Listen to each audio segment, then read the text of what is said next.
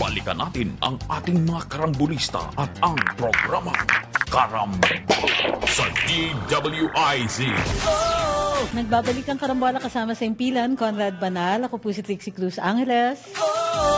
At may meeting si Boss John at out of town. Kaya pupunta ho yan dumiretso na. sa Sabar. May mga issue doon tungkol sa tubig.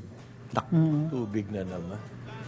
Ewan ko ba yan, tubig na yan? Hindi pa natin maayos-ayos. Alam niyo po, ang trend elsewhere in the world, ang tawag nila dyan, remunicipalization. Ano yan? Municipal. Dati ang mga tubig kasi, sa tubig. municipality nagpapatakbo niyan. Halimbawa, yung Manila, MWSS, yan ang sa Manila. Kaya nga Manila, water and sewerage system. Manila yan. Mga municipality nagpapatakbo niya. Okay? Kaya may mga local water utilities sa mga towns. Correct. Okay? Nauso sa ibang parte ng mundo. Hindi naman lahat. Merong marami. Ginawa nilang privatize. California. Yung mga city water system, may kinuhang private company yun na nagpapatakbo. Ang trend po ngayon, binabawi ng mga municipalities. Correct. Yeah. Alam mo Why? naman ito. Why? Nagmahal ang tubig. At the same time, ang kine-claim ng mga kumpanya, gumanda naman ang service. Maganda nga ang service, pero papatayin mo naman yung mga tao sa charges. Correct. Okay. Tapos, ang malaking bahagi pa ho, yung transparency. Naapektuhan din siguro kahit paano nung UN declaration. Yan. So, meron trend na dyan. Nasa mahigit sa 250 municipalities na. Ang binawi nila. Nag-privatize sila, binawi nila. Okay. Dito sa atin, Iba tayo. ang trend sa mundo, binabawi. Tayo, binibigay pa natin sa private. Ano ba yan? Ano yan? Kulelat ba tayo? Hindi natin alam ang nangyayari sa mundo. Are we too insular?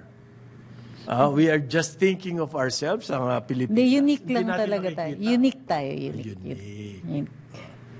Unique. Ah. Parang butiki. Hindi, kasi parang even in our laws, pag tinignan mo, in almost every state, meron silang parang cap dun sa yung they don't allow people to get too rich. Kaya nga yung taxation, habang lumalaki yung income mo, dapat lumalaki Ang tax mo. So, or malaki talaga ang tax para yung incentive mo to be a mega trillionaire. Diba? That way, mas maraming competition, tapos hindi masyadong lumalaki. Nga, bakit? Ang states talaga may interest sila. By states, I mean governments and countries. May interest sila to keep people from getting too rich. Kasi pag sobrang yaman mo na, dyan na nag-uumpisa yung corruption. Kaya mo nang bilhin yung gobyerno. Para ka ng drug lord. Yun mismo. Para ka ng drug lord. Magiging sindikato ka na by yourself. So, yung halimbawa, yung sinabi ko na sa iyo, di ba? Yung mga merong water companies, meron pong exclusive club yan eh. Parang billionaires club. Parang billionaire boys club. Pag nakita mo daw yung meeting noon, ako, kanya-kanyang ano yan? Pagandahan ng jet, ng private jets. Walang nagsumasakay ng commercial dyan sa mga yan. Ayan. At yan po, kinikita nila.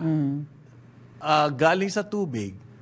Sa totoo lang, ang tubig, it's nature's work. Hindi ho manufactured dyan, hindi mo kailangan ng raw material, everything, factory, hindi kailangan. Kailangan mo lang yan, i-purify, i-filter. Okay? Kasi nature itself, nire-recycle ho niya ng tubig. Ang tubig ng Earth, ng planetang Earth, ang tubig dyan, constant ho yan. Hindi yan nagbabago. Hindi na babawasan, hindi Molecules. na dadagdagan, constant yan. Magmula pa noong panahon ng nagkaroon ng ocean sa Earth. Yan na ang tubig, ng volume ng tubig ng mundo. Iniikot lang ng nature yan. Nililinis niya. Kaya magkakaroon ng winter, magkakaroon ng summer, magkakaroon. Yung tapos, form lang ng water nagbabago. magbabago yan, mababalik yan sa ilog at maiinom natin. Yung ininom naman natin, ibabalik din natin sa nature yan. Okay? Yung katawan natin, ibabalik natin sa nature yan. So, umiikot lang ho yan. So, bakit kailangan?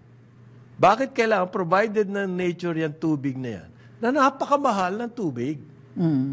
Yun po ang main argument. So, meron na mga movement all over the world. Ang lagi kong binabantayan dito yung naaalala mo yung gumanap na Jason Bourne? Si Matt Damon. Matt Damon.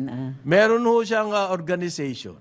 Ang ginagawa niyang organization na yan, tumutulong doon sa mga communities na nangangailangan ng tubig. Dahil sa sobrang mahal ng tubig, doon sa kanila.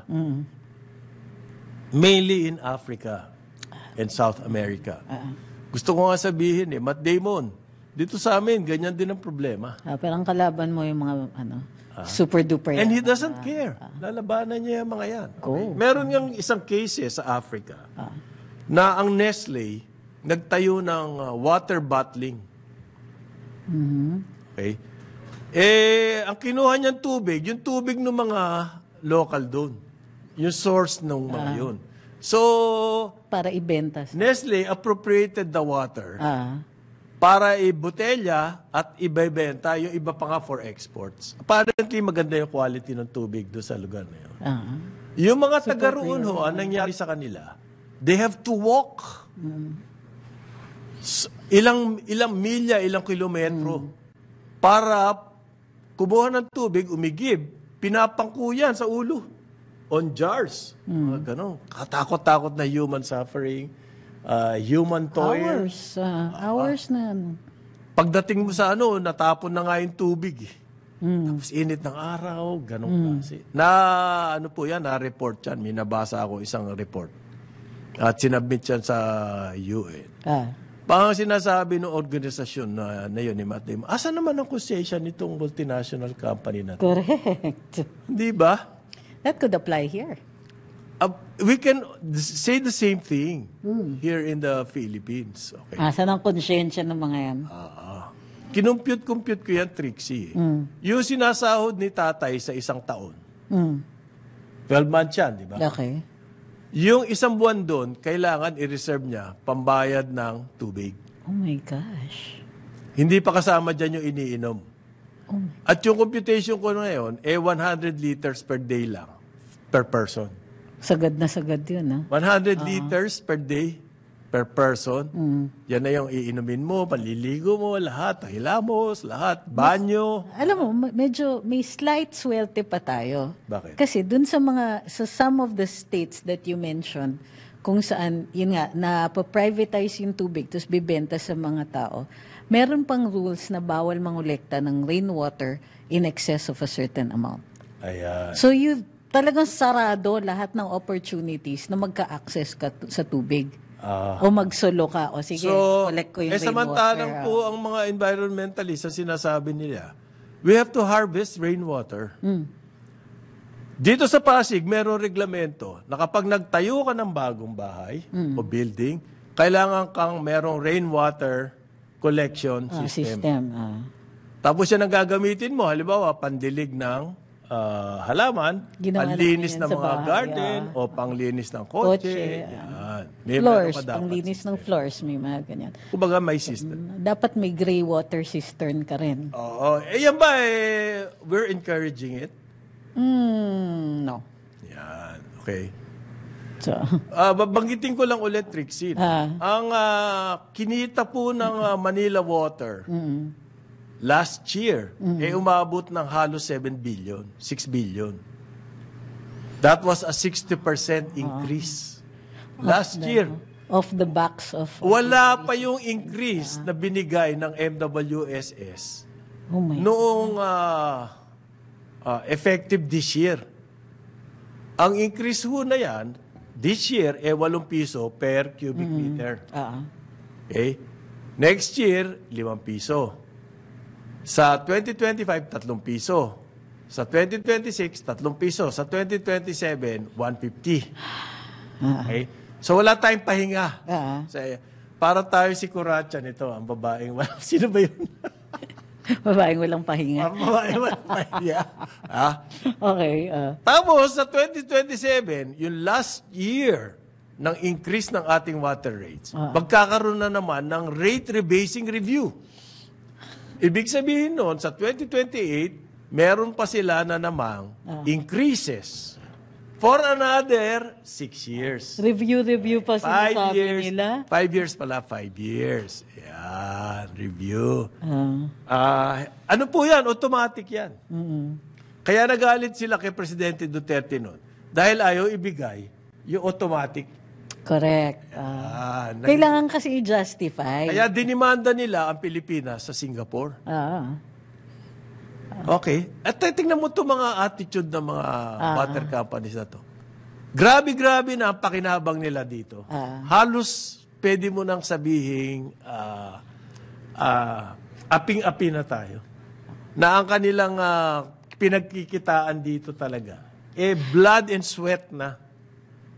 Ganyan hindi na siya just. Billion na kinita nila. Several, 100 times over na nung initial capital nila. Kinita nila. As a matter of fact, binulsa na nila yan.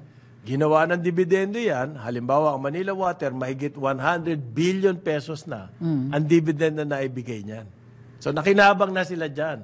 Bawit bunot na yung kanilang kapital at marami pa sobra. Okay. Ayaw ibigay ni Presidente Duterte yung kanila increase. Anong ginawa? Idinimanda ang gobyerno doon sa Singapore. Abay, kung hindi sila tinakot after that, tinakot. Sabi nga nung nabasa ko, what the nerd? Nanalo sila, ha? Nanalo sila Wala doon. kasi silang talo doon Kasi sa based mga on the arbitration contract, na yan. Tama naman po sila. Based on the contract, dapat ibigay ni President Duterte. Sabi ni Presidente, sige, subukan yung singilin yan. Di, bahala na, sabi niya. Sabi bigla, hindi na po namin sisingil. Sa inyo na lang yan. Sa inyo na lang yan yung kita namin. Babawi na lang kami sa next administration. Ayan na nga. Yan na nga yung plano. Yan. Ang problema ho dito, sa ating tubig, yung kontratang yun na gustong baguhin, hindi na bago-bago. Nakalipas at nakalipas ang Duterte administration, at hindi na bago yan. May And nag-rebol. under the present administration, ang sinasabi po ng mga concerned dyan sa ating problema sa tubig, mukhang hindi na talaga mababago. Not in... Dahil ho yung mga naglakad noon for the water companies, yung po mga kakampi nila sa loob mismo ng gobyerno, nandiyan pa din. Correct. So, paano natin masusolusyon? Or their successors in interest. Yung pupuntahan ni Jonathan sa Samar, yan ang problema.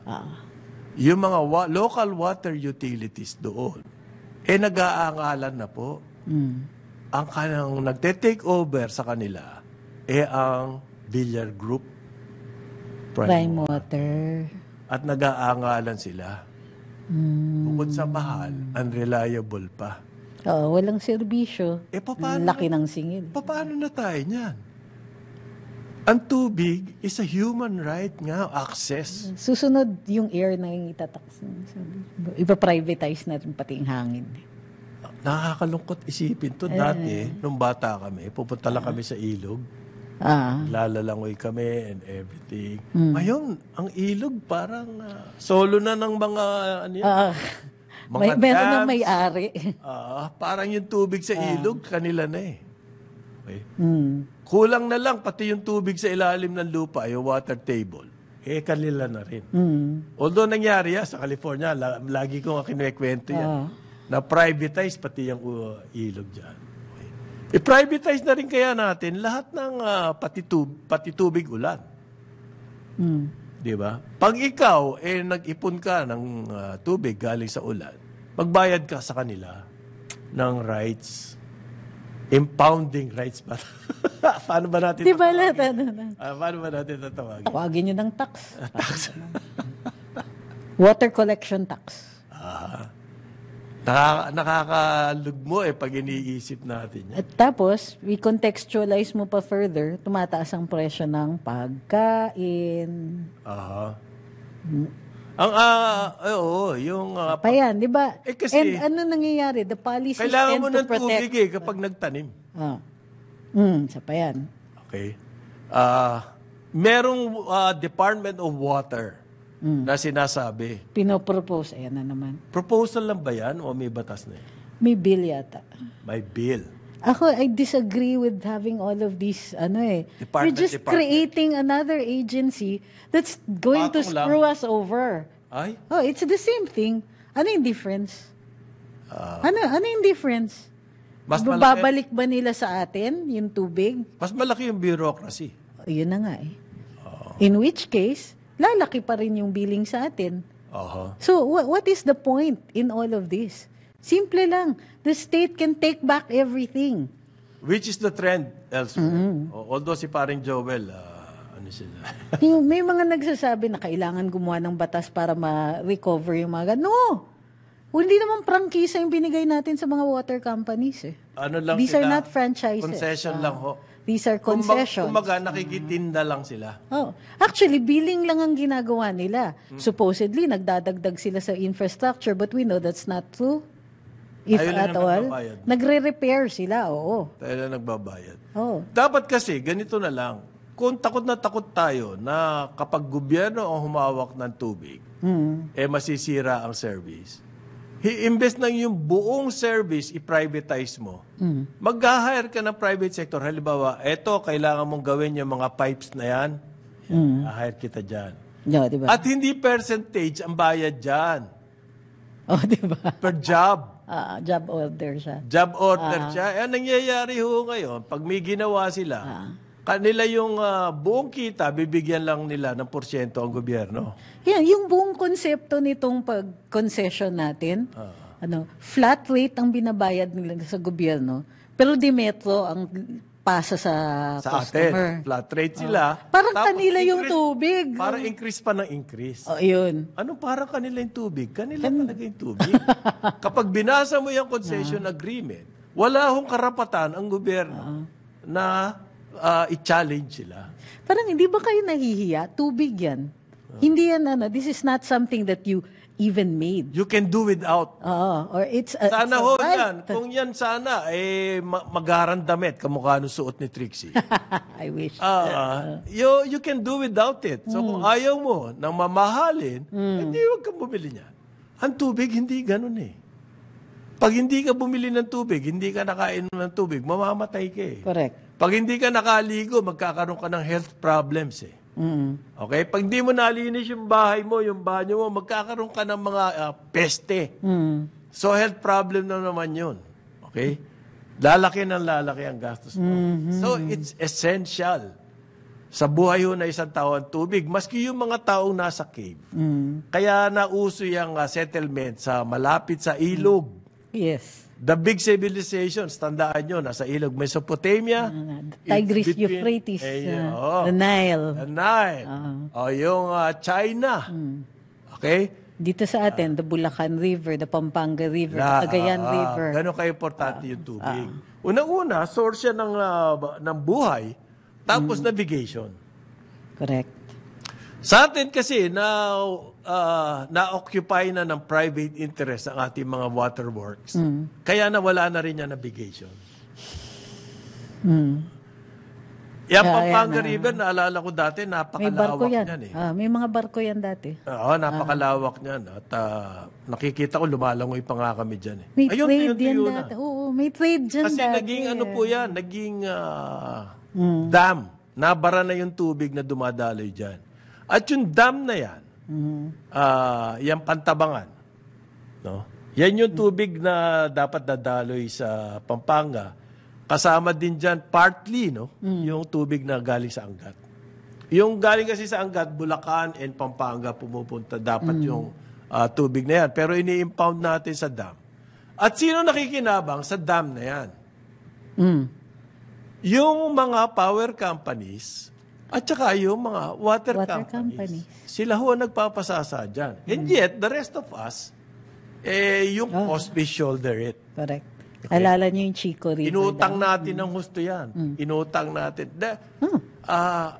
Tapos yun ang masama sa privatization eh. Ang gobyerno, ang magtatayo ng infrastructure, katakot-takot na utang. Abuti na. Yung template natin ng privatization, with Tapos very few exceptions. Tayo magbabayad yung utang na yan. Ayan. Pero yung pakinabang nung naitayo na galing sa utang na yan, napupunta sa mga oligarchs. Correct. And they don't... Hindi maayos eh. Sobrang tipid sila. Sobrang laki na. Di ba ano sabi nila? Pag ordinaryo kang mamamayan, you steal a little, you go to jail. If you're an oligarch, you steal a lot. And they will toast you for it. Yeah. Yan. Toast of the Tapos dami pang humihingi ng pabor sa'yo. Dami lalapit. Pwede ka pang maging politiko. You're part of the polite society. Steal a lot. Ganun ba? Yun yung lesson. Don't steal a little. Hindi ho namin sinasabi lahat ng mayayaman, ganyan. Hindi na. Pero yung mga nakikinabang Lahat of the backs nagagalit of taxpayers. Of Yan. the ordinary people. Okay. So, merong barangay election sa Fiesta Official to October 30, no? Napakagandang timing nito dahil undas na eh. Naghahanda na ho mga Pilipino sa undas. Ano? Yeah. Kaya nga nagkakaroon, alam nyo ba, nagkaroon ng kaso, yung Eternal Gardens, dyan sa Cavite. Ay, oo. Kalokan, liit na bagay. Oo. Kinulong ng Biyernes. Oo. Questionable yung Lunes pag-aresto. na pinalabas. Grabe. Yun ho mga workers ng Eternal Gardens dyan sa Cavite. May nagreklamo daw. Na nawawala yung lapida. At sa kanila sinisi. At inaresto ng polis. Diba? Ng Biyernes. Oo, na walang evidence that they were Walang in the warrant, act, wala. immediately before, Basta may immediately complainant after. lang at Hindi inarrest compliant, hindi compliant, kinulong. warrantless. Aba, pwede na pala mangyari ngayon yan. Pagka, Kasi daw, piskal yung pagka piskal ka. nagko-complain.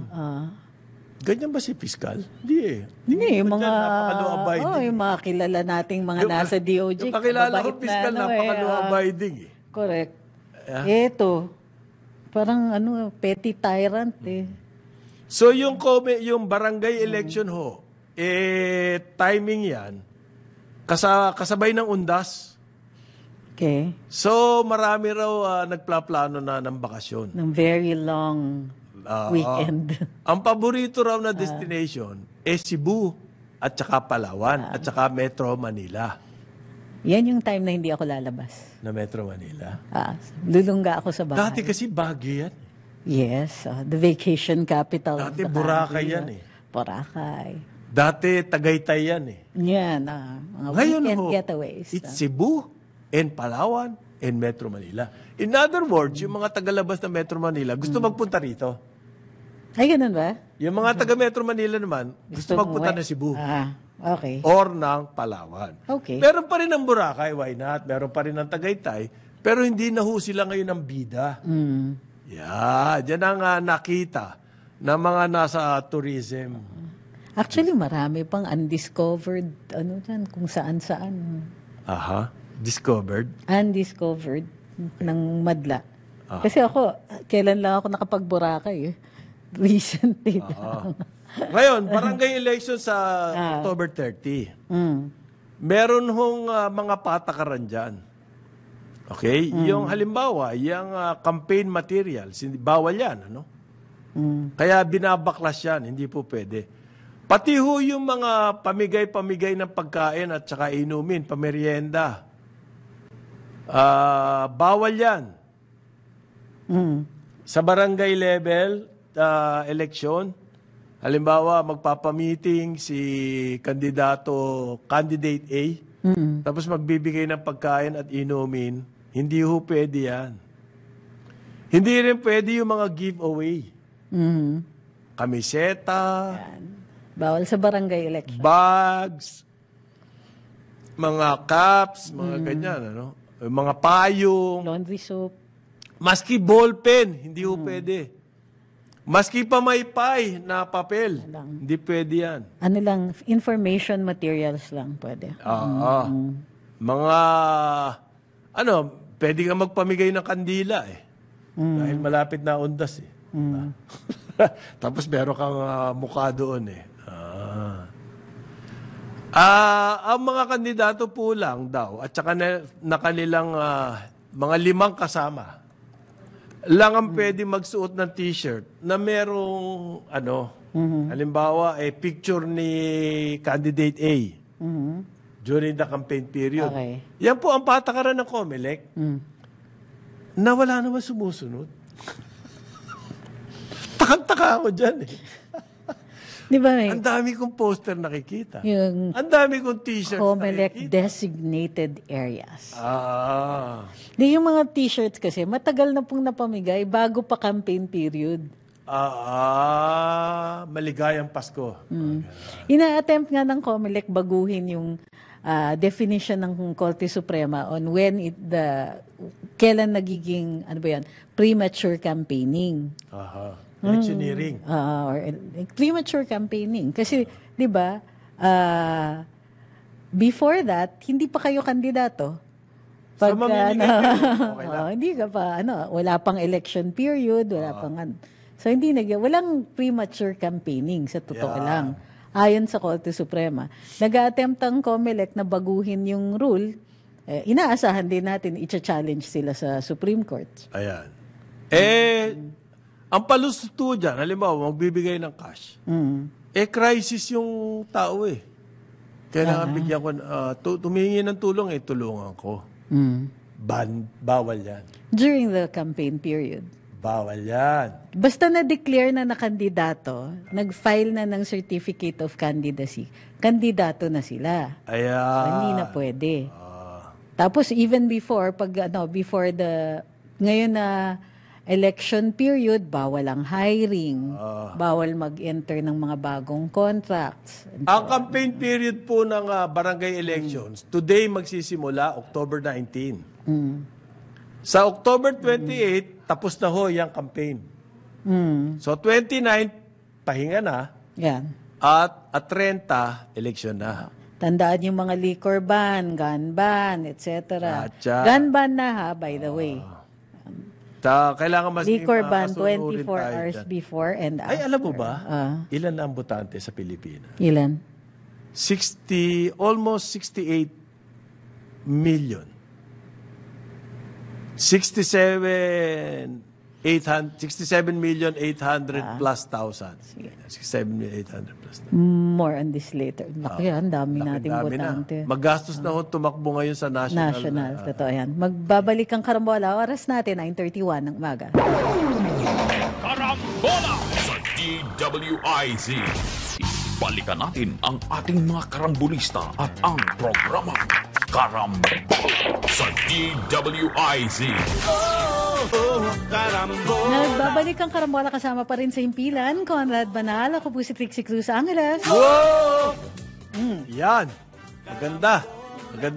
Paalala lang tungkol sa mga barangay elections.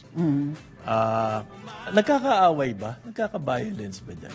Magkakapit bahay lang yan di ba?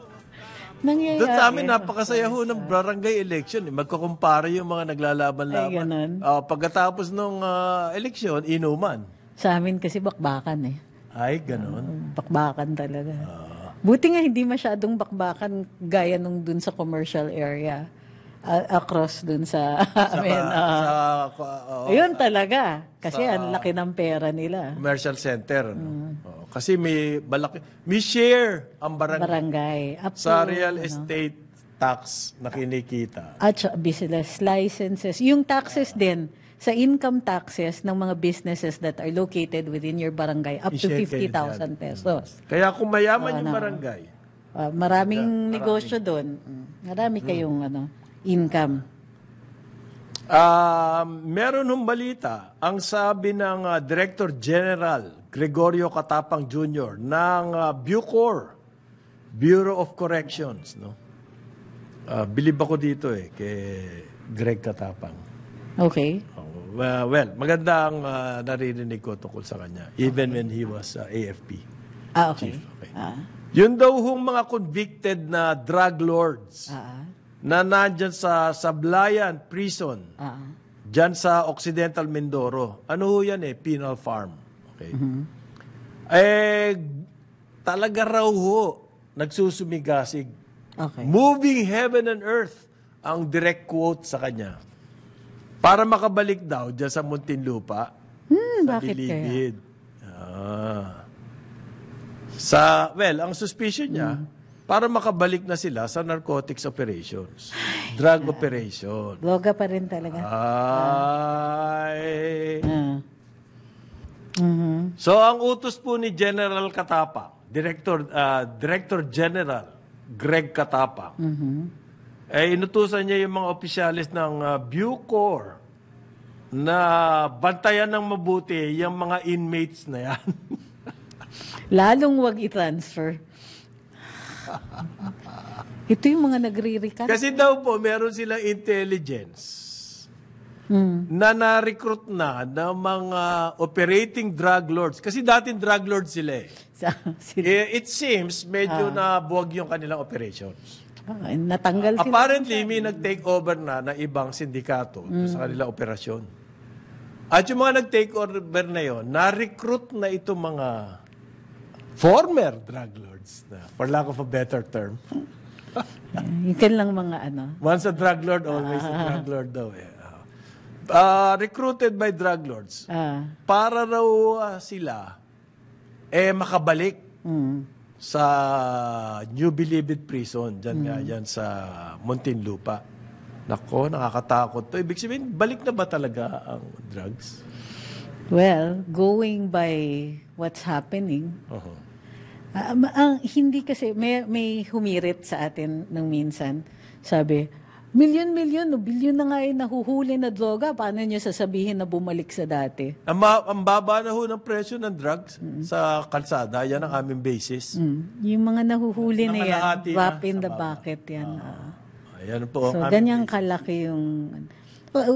di ba? Kasi di mo man-deny yun eh. Yan ang actually na nangyayari on the ground. Na bumabaho ang presyo ng drugs. Kasi ibig sabihin, may supply. Dumadami yung droga. So, yung huling-huli na yon, maaaring nga nabawasan, but it's not the complete picture. Ang basihan nyo, ano ba nangyayari sa ground na mababa na ngayon ang presyo ng drugs? Ibig sabihin, balik na yung operasyon. Yeah. Ano yung balita na chismax mo? There is a special intel force sa AFP. Ito merong AFP, merong nagkwento sa akin na ayon sa source natin, yung head nito na masugid na anti-drug talaga. Really? Oo. Intel to. Ito yung intel ng armed forces. Sila yung kontra droga. Okay. Iba pa to. Since it's an office, hindi siya under ng PIDEA. Pero nagpo-provide sila ng intel sa PIDEA, among other things. Very, very recently, unceremoniously tinanggal yung head nito. Who? Why? Kilala to na crusader anti-droga talaga to. Matapang to. May marami ng awards sa military. Indicative siya na masyado siyang nabalik na ang influence ng mga drug syndicates. Posible. Maaring tinrabaho siya. Trinabaho na siya dati. Bakit mo tatanggalin niya ng walang kaabog-abog? May nangyari ba? May ginawa ba? Nanghipo ba? Walang charge. Relieved. Nang rape ba? O ano ba? Wala. Sexual harassment? Wala naman. Posibleng ililipat. Ng lalaki ba? Ng babae ba? Hindi. Wala. Basta na lang tinanggal. Walang dahilan. Ay. Posible kasing masyadong magaling sa trabaho. Well, may mga ganyan masyado ka naman magaling. Maniniwala ako dyan Pwede ako maniwala dyan. Dahil yan ang sinasabi rin ni Katapang. May nagtatrabaho din daw sa Bucor na maibalik yung mga dating drug lords na mag-operate ulit sa Muntinlupa. Okay? Kung nangyayari yan, kailangan natin pagtuunan talaga ng pansin ito. Salot tingnan mo rin naman kasi yung konteksto sa lipunan. So magkakaroon daw ho ng malawakang protesta dyan sa kulungan. Dyan sa Mindoro Occidental. Magpuprotesta yung mga drug lords. Yan po ang intelligence ni Katapang. Meron daw umiikot ganyan na nag-o-organize. So, bukas makalawa, pag meron na lang tayo ng balitaan na may gulo dyan sa sablayan, alam na natin. Yan. Sayang. Yung Kasi daw ho, pag doon sila sa sablayan, wala silang cellphone. Paano sila makapag-deal? Di ba? Ah. Masyadong although naiintindihan ko yung yung ginagawa nila is, 'di ba, depending on the security nung mga nakakulong, usually magpo-provide ng telepono yan. You can use it at a certain time, nakapila kayo diyan. Pagka ganun, meron kang pino-provide na commonly used cellphone, matitrace mo yung calls. Okay. So, pero very Hindi, may kanya-kanya recently, cellphone dyan, nakatago nga. at saka dapat periodic yung pag-raid dun sa mga kubol, kumbaga. Every so often, unannounced, i-raid yan. Kasi napupuslitan talaga. No matter how good your security is, nakakapuslit at nakakapuslit ng cellphone yan. Ang droga. Lalo na para sa droga. Tsaka yan, yung mga enterprising dyan sa loob, nakapuslit ng cellphone, papagamit sa iba, may bayad yan. May economy kasi sa loob ng kulungan. May transaction po. Mga transactions dyan. Kumbaga, may big sabihin ni Trix na economy, may mga trading din dyan. Mga negosyo dyan. May negosyo. Kung kailangan mo ng alak, pwede ka bumili. Gagawa ng Isa paraan. nga, kung kailangan mo ng aliw, di ba dati panahon mga panandali ang aliw. Panahon ni De Lima, may mga entertainers na nakakapasok at legit yun, Paano legit? Hindi legit kasi pinapaalam. Meron talagang grabe yan. So minsan, of course, meron din yung hindi legit, yung mga puslit-puslit na kapasok. Ang sabi nga, ang nagpapasok daw dati ng droga dyan ay yung mga entertainers. Or personal entertainers na nakakapasok dyan. Ayun. Sila na sila na rin ang mule. Sila yung news. Sila yung magpapasok. Paglabas niyan, pera na yan. Ngayon, hindi ko alam kung anong dahilan ng mga hackers just sa mga government agencies na yan. Kung anong klase racket meron sila. Ano yun, manggulo lang? Para just to create trouble, trip, ba? Ganon? Walang purpose ba? O just to expose the tawag nito yung kahinaan nito mga government agencies nito na sistema. We don't know yet. Pero meron daw hong isang tao, ang kanyang pangalan, Diablox Phantom on X. Ang X po ngayon, yan yung dating Twitter. Ang pangalan na ngayon yan ay X. Okay? Ang pangalan niya dyan sa X ay Diablox Phantom. At siya po ang he owned the hacking of websites of several government agencies. Oh, okay. Yan, si Diablox Phantom. How do we know it's true? Yun lang ang claim niya nga. Okay. We have to verify. What you call this? The DICT will have to verify that. Sabi niya po, yung Philippine National Police, Philippine Statistics Authority, at saka yung Department of Science and Technology, siya lang ang gumawa niyan. Pero ito ang kanyang deklarasyon. Hilig niya lang daw talaga yan. Kantoko ka naman maghilig, iniistorbo mo yung mga tao Pwede ba maghilig ka na lang, sarili mo na lang ang... May kulong yan, illegal yan. Sarili mo na lang, auto-eroticism. Para ikaw rin lang ang naaan. Ikaw lang ang... correct. Wala raw nagsasabi sa kanyang gawin niya yan.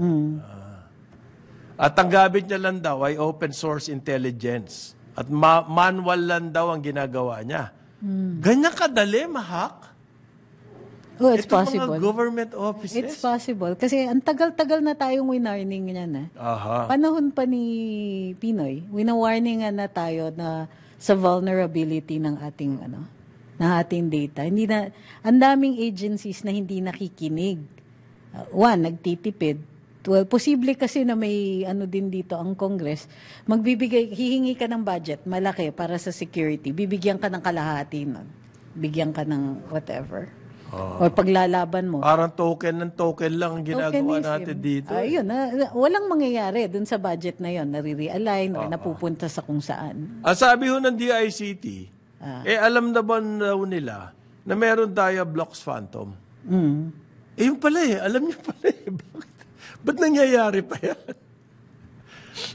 Anong sense nung alam niyo yan? Anong silbi? What do they mean? Na alam niyong merong there's such a Diablocks Phantom na yan. Na wala naman kayong ginawa. Do they mean na alam nila, kilala nila itong taong to? Hindi nga, they're trying to trace nga daw sila.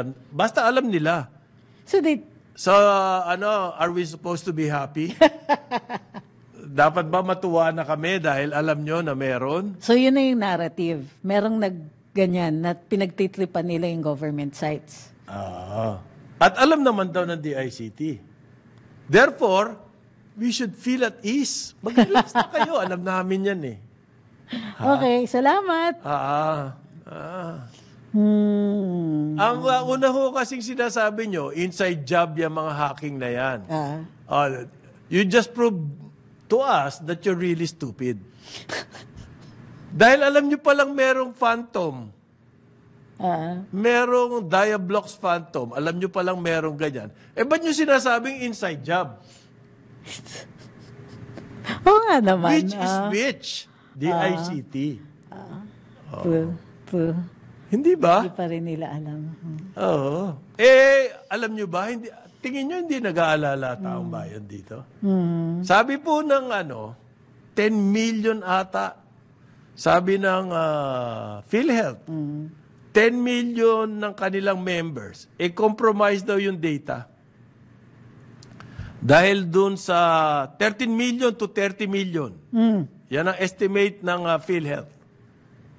Ulitin ko 13 million to 30 million, di pa nila alam.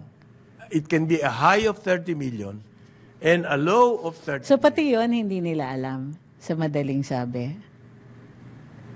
In fact, wala akong... Ang liit lang naman ng range 13 to 30 million. Ang difference po nun, 17 million. Mas malaki pa dun sa minimum range. Para mong sinabi, alam mo, anong edad mo? Ako, between 18 and 65. Parang ganun yung sinasabi nyo sa amin. Salamat. Salamat.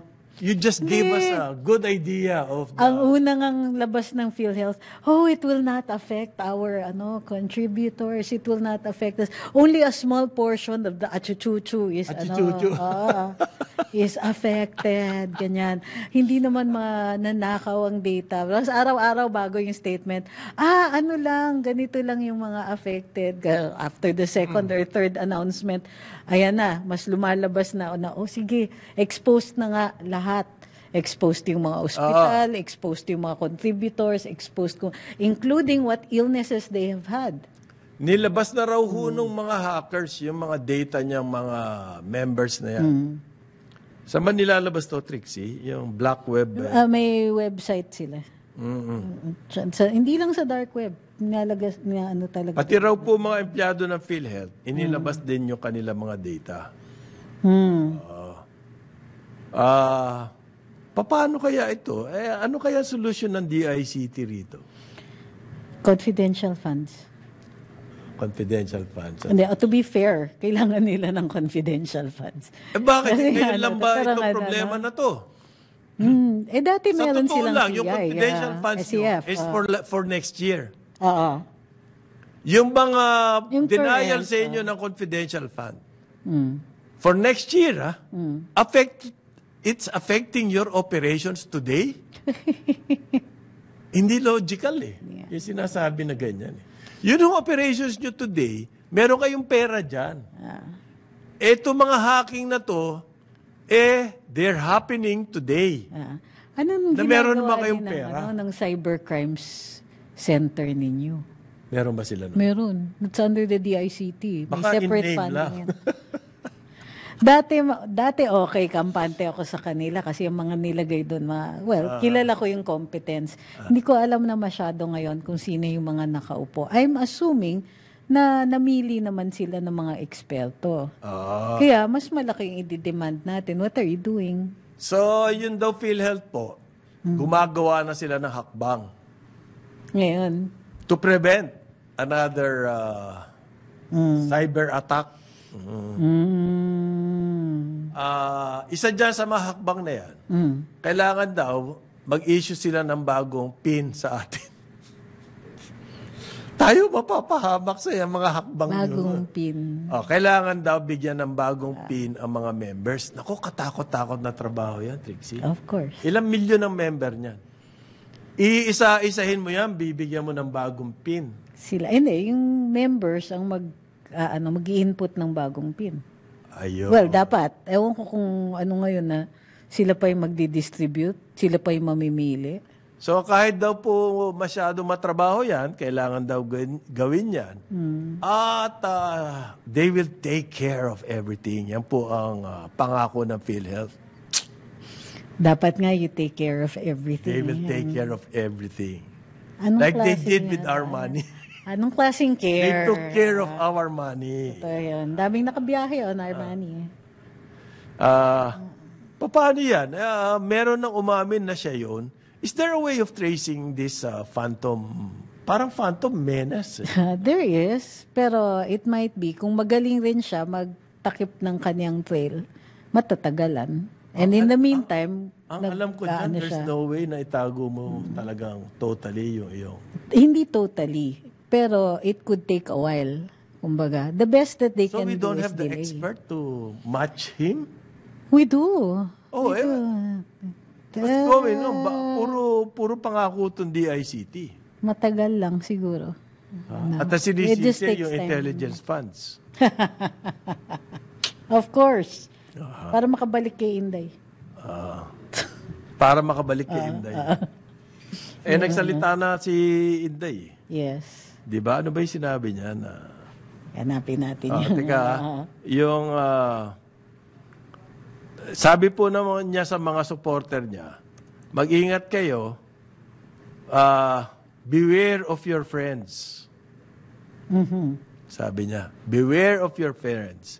Yan po ang sinabi niya sa kanyang message, sa statement na nanggaling sa Office of the Vice President. Beware of your friends. Naglabas po ng video sa Facebook page ng Vice President. Merong yung video na yon, yung dati niya na statement, pero dinagdagan niya na ng beware of your friends. May pinatutungkulan to. Beware of your friends. Ayan. Sino nagsabi niyan? Si Vice President, huwag kayong sumama sa anumang uri ng pang-aapi. Sa halip, sa mga oras ng kagipitan, magmasid at magkilala kung sino ang mga tunay na mga kaibigan na nasa inyong tabi. Kailangan ko ba may translate yun? Hindi na. Hindi, maintindihan niyo yun. Wala ho siya sinabing pangalan. Pero siyempre, ang pinatutunguhan nito, si Speaker Martin Romualdez. Beware of your At yung mga bataan niya. Oh. Meron pa nakita niya yung statement niya. Ano?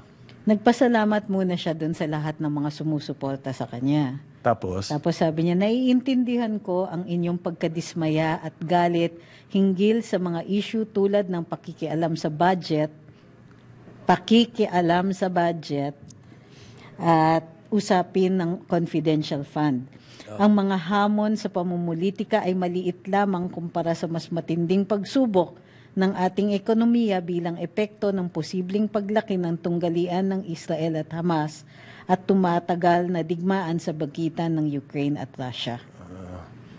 Pero ang hikayat niya ay magtulungan daw. Magtulungan tayo para sa kapakanan ng ating bansa. May oras daw para sa lahat at yan. panahon There's a ng time for paninira everything. at pamumulitika. Yan yung galing sa Book of Ecclesiastes. There is a There's time, a time for for crying, time and for everything under the sun. under the sun. Ginawa rin kanta yan ng sino ba? Birds. Birds. The birds. Okay. Higit daw na mahalaga ang ating pagkakaisa, pagtutulungan at pagiging handa para tiyakin ang ating mga pamilya ay ligtas at matatag sa darating na mga buwan. Yeah, there's a time for everything. Ako, kinakabahan ako sa mga ganyan statement. Para bang yung sinabi mo noon magkaiba ang tolerance at patience. Yung kay Sarah ba, is that tolerance? I think it's patience. Patience. You choose not to, yung parang, okay, ang turo sa akin ng mga kaibigan natin na sa uniformed services, na ganun din, there is a time for everything. Hindi kapag galit ka, ay mag-i-extract ka ng justice or vengeance, di ba? You plot, you plan. And then, kung sa katagalan ng panahon, mawala na yung dahilan mo para mag-seek ng justice, good pa rin. Pero kung kaya mo yung pasensya ng katagalan na yan, better. Ngayon, meantime, sabihin, yung pong DOH, nag-report, mag-iingat kayo. Yung mga anak natin na nasa eskwela, malaki daw po ang increase. Mahigit sa 100,000 na ang cases na parang trangkaso, flu-like. Kung sabihin yan. Okay. In just matter of 13 days, mahigit 100,000 cases na. Yan daw po maaring dala na rin ng biglang pagbabago ng panahon. Amihan na tayo Okay. Yang hanging amihan galing sa north. And therefore, may dalang lamig. Medyo ginaw yan North wind yan, yung amihan. Maginaw nga. Yung habagat galing sa south yan Medyo may dalang tubig. Yung galing yung hanging amihan from the north, kaya masarap po ang simoy ng hangin. Pero, mag-iingat din kayo dahil daw, yan ng cooler months, yung mga bata, medyo nahihirapan mag-adjust. Okay. Giniginaw. Baka kailangan na magbalabal. Kamukha ni nung kasama namin award-winning dito, naka-blazer. Oo nga, di ba? Ayan. Kasi at least hindi masyado na. maikli. Naka-amihan na Saka hindi makintab. Yan po ang babala ng Department of Health. So, 45% increase in flu-like illness. Influenza-like. Ang tawag po rito ILI. Influenza-like illness. Ano ba yan? Pananakit ng katawan. Masakit katawan, sinisipon, mahirap huminga, sakit ulo. Dala po ng pagbabago ng panahon. And it's virus, actually. Humihina yung ang virus naman, lagi nandyan. You wait it out. Ang virus lagi nandyan. Kanya lang, magkakasakit ka kung hindi kinaya ng katawan mo na labanan yung virus. Yung panghihina ng katawan ang sabi ng mga doktor, may kinalaman din yan sa outside factor. Okay. Hindi lang lahat inside, hindi lang lahat sa loob ng katawan mo. May external factor dyan, kamukha nga ng panahon. Ayan. Ng climate, ng stress. Kinakain. Kung naka-blazer ka na maroon. Kung award-winning journalist. Yan ang mga factors. Maraming salamat sa pagsubaybay sa karambola nitong araw na ito. Antabayanan susunod na programa. Ronda Pilipinas with award-winning journalist. Dennis Antenor Jr. on behalf of Conrad Banal, Jonathan De La Cruz. We'll see you tomorrow. Si Boss Jonat wala bukas. We'll see you tomorrow. Ako po si Trixie Cruz Angeles. Carambola, carambola. Sumainyo ang programang Karambola sa DWIZ. Hanggang sa muli, tayo'y magbabalik upang ihatid ang pagtalakay sa iba't ibang mga issue dito pa rin sa programang Karambola sa DWIZ.